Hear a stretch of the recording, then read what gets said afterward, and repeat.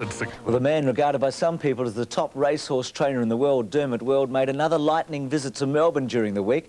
He was the guest of honour at a gala dinner which was attended by racing's biggest names. Craig Willis has more.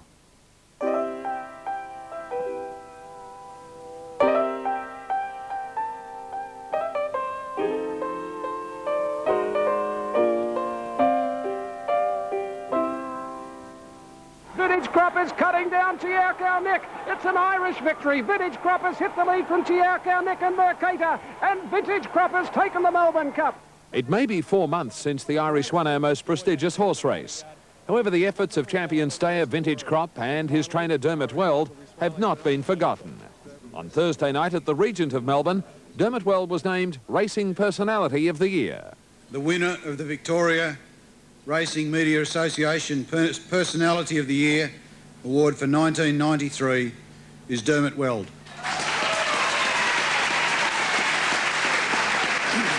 It's the third such honour for Weld. When he and the horse went home after their Melbourne Cup win, Weld was given awards by the Irish Prime Minister. Albert Reynolds, our Prime Minister, very kindly presented me with a magnificent award.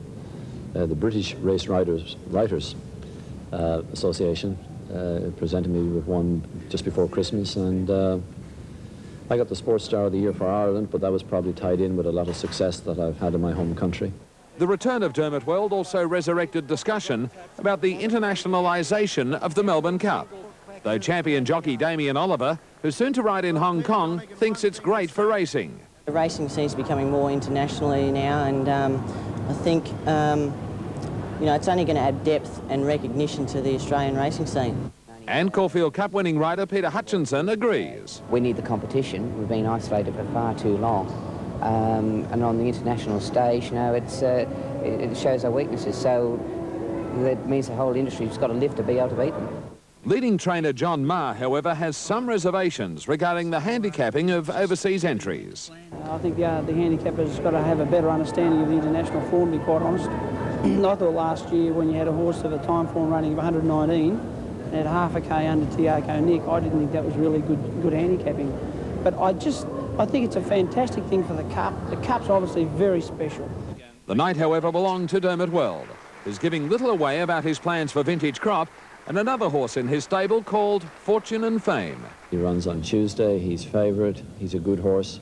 Depending on how he gets on there and in his subsequent races, he would definitely be a nominee for the Melbourne Cup this year. And to end the night and another successful trip to Australia, a little local colour from Banjo Patterson, from the master trainer to end proceedings. On the outer Barcoo, where churches are few and men of religion are scanty, on a road never crossed except by folks that are lost, one Michael McGee had a shanty.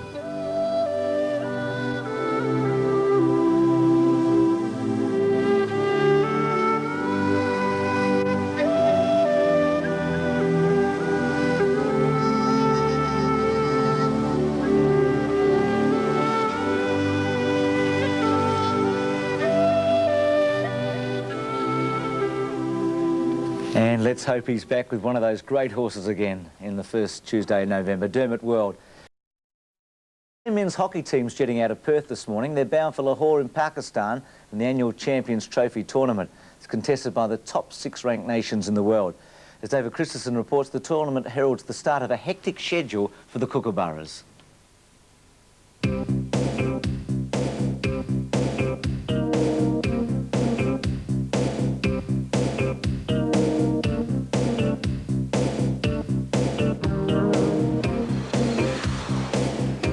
It's a big year in men's hockey. The team will play a total of 39 international matches in 1994, culminating in the World Cup in Sydney in October and November. They last won the World Cup in London back in 1986.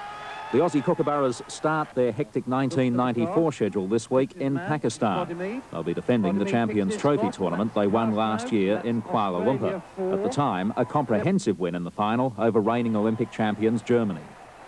In fact, the Australians have won the Champions Trophy 6 times in the past 11 years. Now they're off to Pakistan again, looking for win number 7, but they're also looking further ahead, taking the opportunity to blood some new players as they look towards the World Cup in Sydney later this year and the Atlanta Olympics in 1996. There are two new faces making their senior international debuts in Pakistan, Daniel Sproul from Tasmania and fellow halfback Brendan Gerard from Queensland. Both have played under-21 internationals and both look to be ready for the next level. They're fitting very well at the moment. They've been a part of the squad for perhaps a couple of years now, so it's easy to come straight into the team. Very talented players, and I think they've both got a long-term future with the Australian hockey team. Steve Davies is one of two vice-captains appointed to the team since the Barcelona Olympics. The young striker being groomed for possible leadership whenever the brilliant Warren Birmingham elects to step down from the captaincy. The other vice-captain is long-serving forward Mark Hager, regarded as the most potent striker in international hockey. And having missed the Olympics through injury, he's looking forward to taking on the Germans once again. Yeah, I mean, I'm sure they would have learnt from last year. They beat us in the round 3-1, gave us a bit of well, it was sort of a flog, and we thought we played really well and probably should have got out of it with a draw, but no luck with that day. But, I mean, they would have learned a lot of us from last year's win, and I'm sure they'll be 100% better this time. And similarly from defence, it depends on the... For coach Frank Murray, it's a matter of perspective. The Champions Trophy is a prestigious event, but its importance lies in its preparation value ahead of the World Cup in Sydney later this year and the 1996 Olympics. Well, the result itself isn't important, but what we achieved there is, and we're taking a young half-back line, and if we come away and that half-line's played well, then I'll be pleased, no matter what the result. But whenever you go out there, you like to win, and equally we're trying to develop a positive win-loss record against every other team in the world so that we can take it into Atlanta. So some changes to the half-back line. You're fairly happy with the strike power up forward, though? Yeah, we've got pretty much the same team that we had, or the same forward line that we had in Barcelona. Mark Hagar's back, and he's replaced Graham Reid, who's retired. So we're pleased with the forward line, but the defence, we've lost a few players from there, and these two young guys, we're giving them an opportunity, and it'll be an interesting baptism against Pakistan for them. David Christensen reporting for Sports World. With Frank Murray as the team looks forward to the Champions Trophy and then the World Cup. We're going to take a break. After this, Kate returns.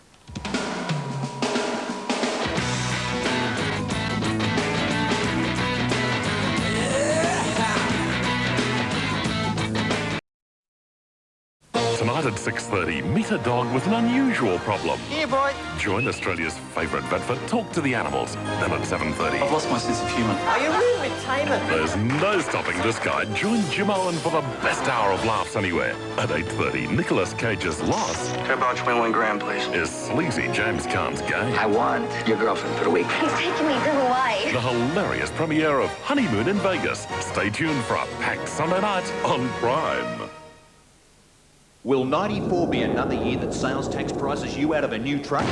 Not if you shop Ford tax-free trucks. Until April 30th, Ford dealers have the power to cut sales tax out of every Courier and Econovan they sell. With massive factory bonuses available, Ford dealers will pay the sales tax for you. Massive factory bonuses. That mean thousands of dollars saved on Courier and Econovan trucks. Cut a great light truck deal today.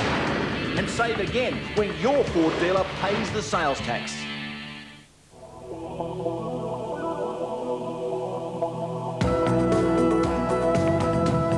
In the real world, you need skills to manage resources, to command technology, to lead others. In the real world, this is where you get them. Army Officer Training, Royal Military College, Duntrude.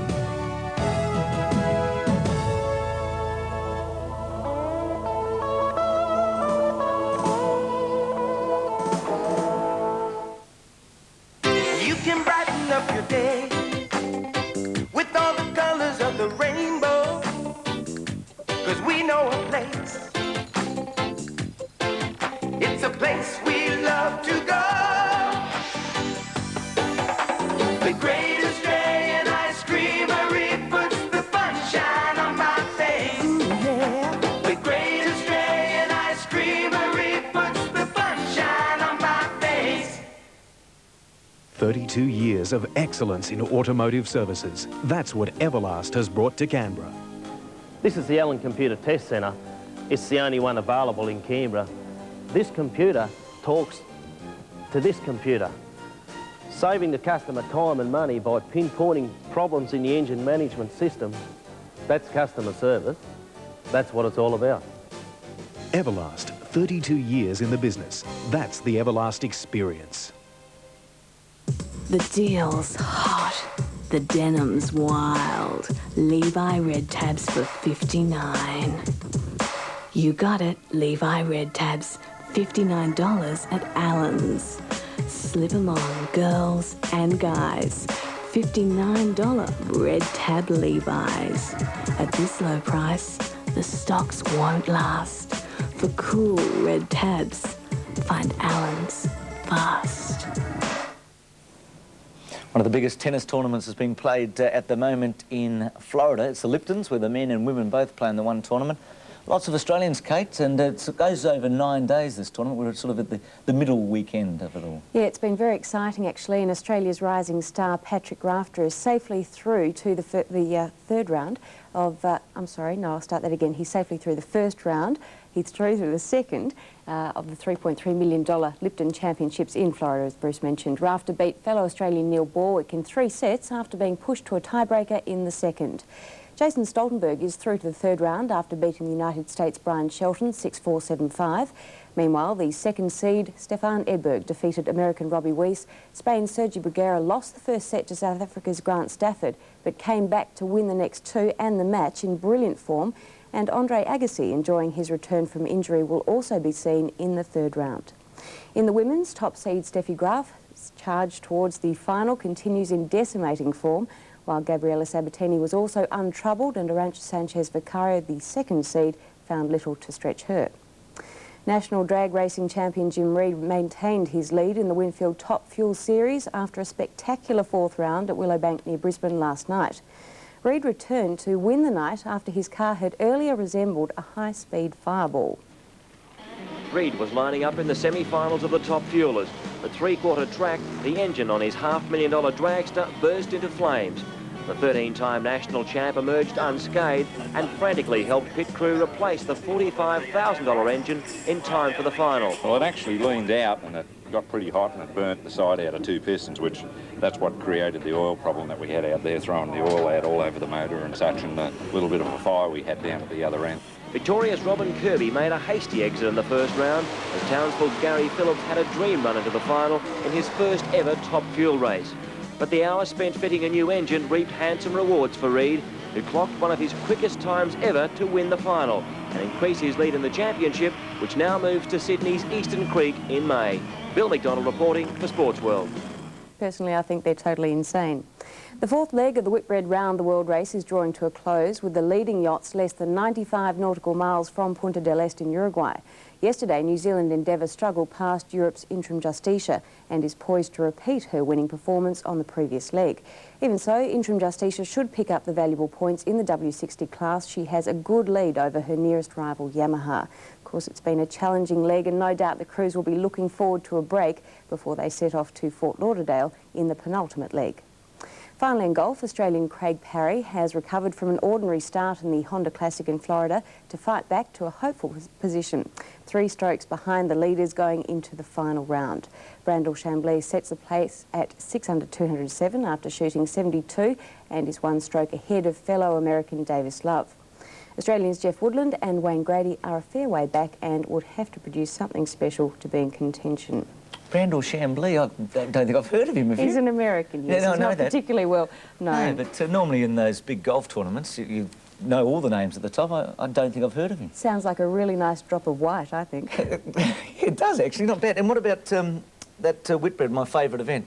Yes, I know. Very, very exciting. Well, I mean, if you think that a race that long can possibly be exciting. But indeed, yep, it's drawing to a close, this fourth leg, on to Fort Lauderdale and then on to Southampton. It's all over. Now, speaking of excitement, a lot of Hawthorn fans have been ringing up over the last couple of hours, wanting to re-see an incident from last night's Foster's Cup match in the second quarter with John Platten and Stephen Alessio. Now, they might be Dermot Brereton supporters as well. But Steve, just using John's back as a platform to get off his back and go on with the match. So for the Hawthorn supporters that rang up and wanted to have a look at Platts having his back scratched, they had a look. I hope we're not starting a precedent, this show becoming... Well, you were the one that put Brereton on last week. Yeah, I'm sorry about that. If he was playing for the Hawks, you wouldn't have done it. Kate, you've got a busy afternoon. I know. I'm about to make the fastest dash in history down to the Yarra River in Melbourne for the Australian Unity Masters. It'll be a big afternoon of water skiing. We're looking forward to that. That's from noon today until 4. Just check your guides. I'm pretty sure for all around Australia it's going to be straight after Sports World. That's always one of the highlights of the year. Now, the Shell Australian Touring Car Championships, I think Scapes got it won, Kate. round 3 from Simmons Plains. You got a thought on that at all? Well, I think he's certainly got off to a good start, and it makes it very hard for the others. The events are so close on the heels of the other. If you've got a problem, you can't really patch it up quickly, can you? Just check your guides there for telecast details. Now, the Foster's Cup. The final is next Saturday night. Again, check your local guides there. Adelaide against Essendon. Who are you going for there? Oh, I'd have to say the Crows, actually. Why the Crows?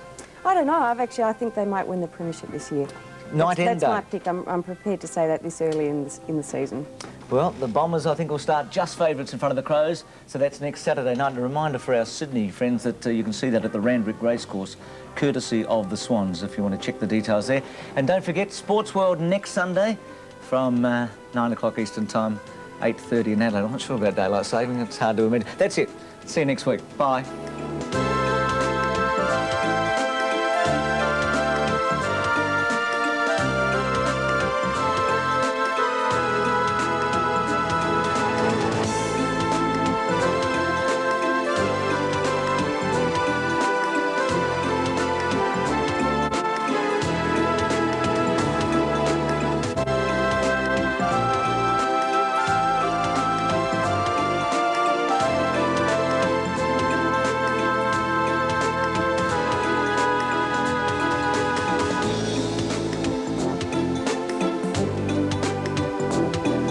This has been a 7 Sport production.